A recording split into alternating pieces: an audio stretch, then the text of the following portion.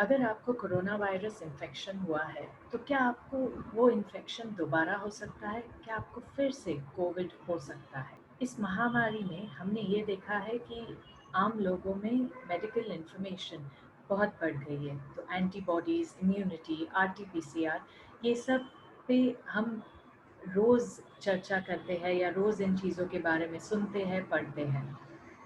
तो ये सही है, जब हमारे शरीर में कोई इन्फेक्शन होता है, तो हमारा शरीर एंटीबॉडीज़ प्रोड्यूस करता है उस इन्फेक्शन को मिटाने को, उस इन्फेक्शन से लड़ने के लिए।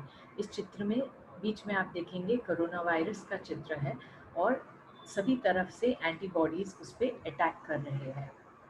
कुछ एंटीबॉडीज़ इन्फेक्शन के शुरुआती दिनों में हमारे शरीर में उत्पन्न होते हैं। ये इन्फेक्शन को शरीर से मिटाने में हमारी मदद करती है और दूसरे प्रकार के एंटीबॉडीज़ हमें लंबे समय तक प्रोटेक्शन देते हैं ताकि वो इन्फेक्शन हमें दोबारा नहीं हो। तो वो हमारे शरीर में कुछ महीनों तक रहते हैं।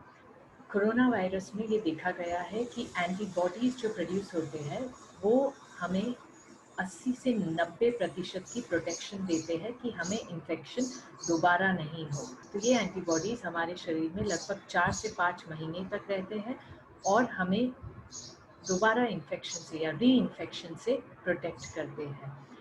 ये इन्फॉर्मेशन हमें मिली है स्टडीज़ जो की गई है यूरोप के कुछ देशों में, अमेरिका में, यूनाइटेड किंगडम में और चीन में। 10 से 20% लोगों को रिस्क होता है री इन्फेक्शन का, मतलब उन्हें दोबारा 5 महीनों के अंदर या 5 से 6 महीनों में दोबारा इन्फेक्शन हो सकता है। और हमने भारत में भी देखा है कुछ पेशेंट्स में जिनको दोबारा इन्फेक्शन हुआ है। री इन्फेक्शन या दोबारा जब इन्फेक्शन होता है आमतौर पे माइल्ड होता है, यानी खतरनाक नहीं होता, बट कुछ केसेस में बहुत ही कम मात्रा में, बट कुछ पेशेंट्स में ये देखा गया है कि उनको दोबारा जो इन्फेक्शन हुआ वो ज़्यादा खतरनाक या ज़्यादा सिवियर हुआ, हॉस्पिटल भी जाना पड़ा और कुछ लोगों की मौत भी हो गई। या दोबारा इन्फेक्शन होने का रिस्क किसका ज़्यादा है? तो अगर आपका पहला इन्फेक्शन माइल्ड है, तो ये पॉसिबल है कि आप में एंटीबॉडीज़ उतने लेवल तक प्रोड्यूस नहीं हुए। तो अगर आपका पहला इन्फेक्शन माइल्ड हुआ हो, तो ये मुमकिन है कि आपको दोबारा री इन्फेक्शन हो सके। अगर आपकी वय 60 से 65 साल के ऊपर है, तो आपका रिस्क ज़्यादा है।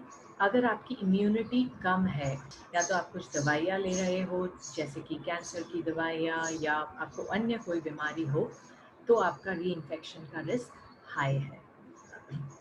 याद रखिए, भले ही आपको कोरोना वायरस इन्फेक्शन हो गया है और आप उसके पार आ गए हैं, 2 गज़ दूरी, मास्क ज़रूरी अभी भी है। आप भी इन्फेक्शन से बचेंगे और आपके द्वारा किसी और को भी इन्फेक्शन नहीं होगा।